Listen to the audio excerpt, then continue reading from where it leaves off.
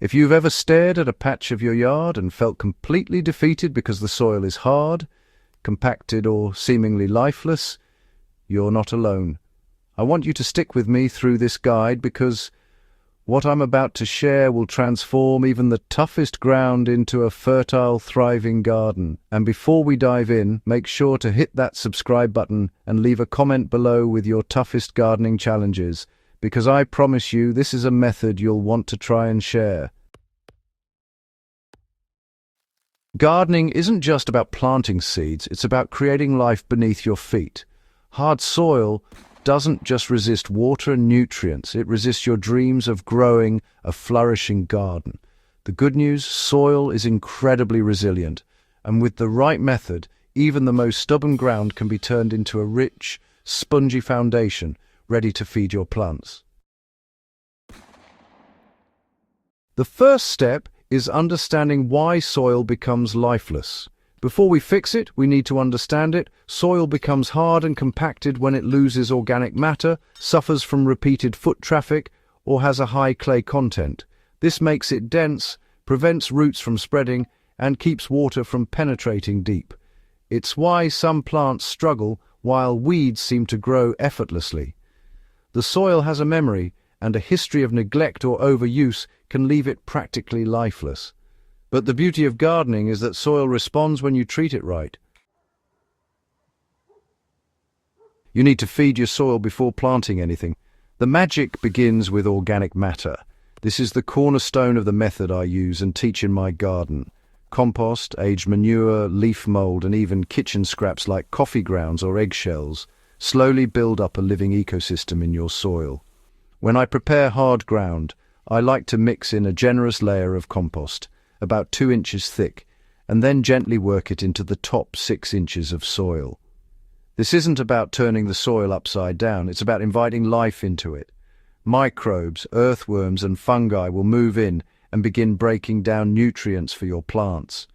A simple ratio to follow is roughly 3 parts compost to 7 parts existing soil. Over time, this transforms dense soil into a crumbly, moisture-retaining medium. Break up the soil without destroying its structure. Once your soil is fed, it's time to loosen it. Many gardeners make the mistake of over-tilling, which can destroy natural soil structure and the organisms living within it.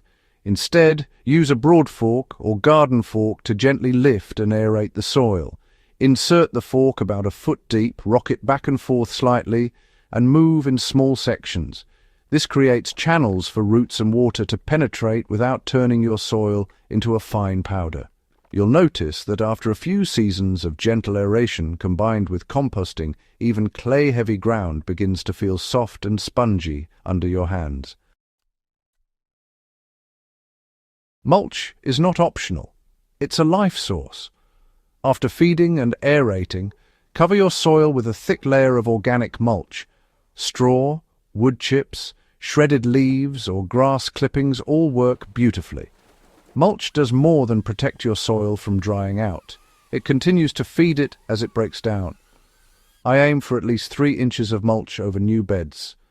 Over time, this layer will naturally integrate into the soil below, adding nutrients, improving texture, and encouraging worms and other soil life. For gardeners dealing with hard, lifeless soil, mulch is like giving your garden a slow-release miracle treatment that works 24/7. Incorporate cover crops to rebuild your soil naturally. If you have a larger area or a patch that seems especially resistant, cover crops are your secret weapon. Plants like clover, vetch, or rye can be grown and then cut down or tilled lightly into the soil. Their roots penetrate deep, breaking up compacted layers, and when they decompose, they add a wealth of organic matter. For example, planting a mix of clover and rye in the fall allows these plants to die back naturally in spring. By the time you're ready to plant vegetables or flowers, the soil beneath will be loose, fertile, and full of life. A ratio I like for a small garden bed is half rye and half clover. This combination balances rapid growth with nitrogen-fixing benefits. Water correctly to keep the soil alive. not drowned. It's easy to assume that hard soil just needs more water, but overwatering compacted soil often worsens the problem. Water should be applied slowly, allowing it to soak in rather than run off. I recommend using a drip line or soaker hose when establishing a garden on tough ground. Deep, infrequent watering encourages roots to grow downward and strengthens the soil structure. A practical approach is to water deeply twice a week, adjusting for rainfall and temperature. Over time, the soil will hold moisture naturally, reducing the need for constant attention. Watch the transformation and adjust as needed. The most satisfying part of this method is seeing life return to your soil.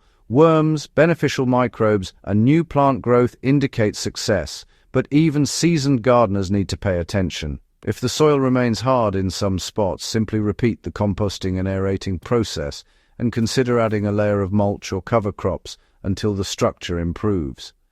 Gardening is a continual conversation with your land.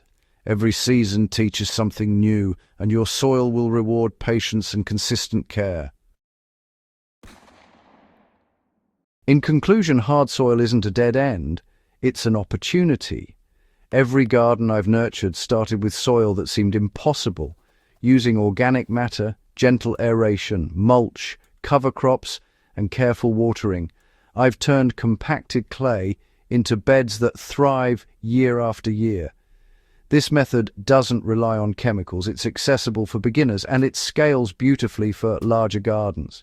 Start small if needed, but stay consistent.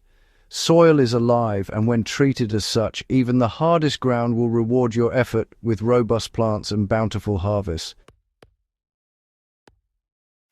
If this guide helped you understand how to revive lifeless soil, don't forget to subscribe to Evergreen Garden. Comment below with your soil struggles and share this method with fellow gardeners. Your garden deserves this transformation, and your community will thank you for passing it along. Remember, the best gardens grow from the soil you care for the most.